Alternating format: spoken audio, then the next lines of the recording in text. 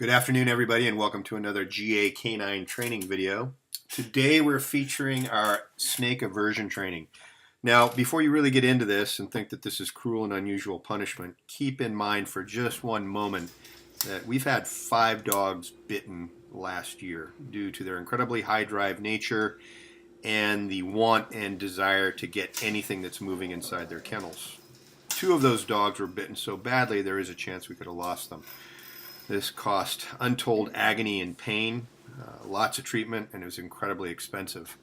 So we do this to avoid these types of issues in the future whenever we have the opportunity. In this case, we have a nice little copperhead that we're going to make safe. And how does one make a copperhead safe? The first thing to do is milk him for as much venom as you possibly can. In this case, I'm going to give him two tries at our little cup with the latex glove, and you can see all the venom that he injects into it. The interesting thing, though, is that even though we're milking him for pretty much everything he has in his system, he's going to regenerate this in anywhere from 12 to 24 hours. Okay. Nice. Once milked, the next thing that we need to do is we need to pop his fangs. He's got a set of primary and secondary fangs that can do a little bit of damage. Now, these fangs pop out really easy with a pair of hemostats or needle nose pliers. You just need to make sure you grasp the tip and pull very gently, and they pop right out. This is what happens in nature oftentimes when the snake bites prey. As long as we don't do any damage to the snake, generally speaking, these fangs are going to start to grow back in anywhere from 36 to 48 hours. It's a very fast process. Again, as I said, this happens in nature all the time when the snake bites its prey. They lose teeth on a regular basis. They have to regenerate them very quickly.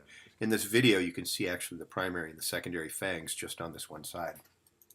Now, this next part may seem incredibly disturbing, but it's incredibly important. There has to be some consequences for the interaction with the snake. And it doesn't just count that the dog sees him from a distance and then he's corrected. There has to be complete exposure. And what I mean by this is sight, sound, and especially smell and contact. If that snake can make contact, you have the best of all worlds. And then we stimulate him with a remote collar. Now, this stimulation wasn't very high. It was actually very low. The reason why the dog reacted so heavily was primarily due to the surprise. Now, before I'm given over to the PETA lynch mob, let's just consider this. In the last year alone, I've had 5 dogs bitten, as I've already mentioned. Of those 5, 2 of which we could have lost. Venomous snakes are no joke in this country that we're in, especially when we're in the southeast. It's not a matter of if your dog's going to encounter a snake, it's really when you have these working dogs that are tracking in the bush.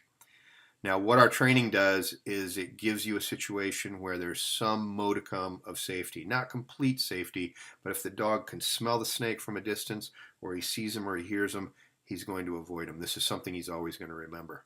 I'd much rather have a little discomfort for the dog and the snake in just a couple moments than I would death for my dog at a later time.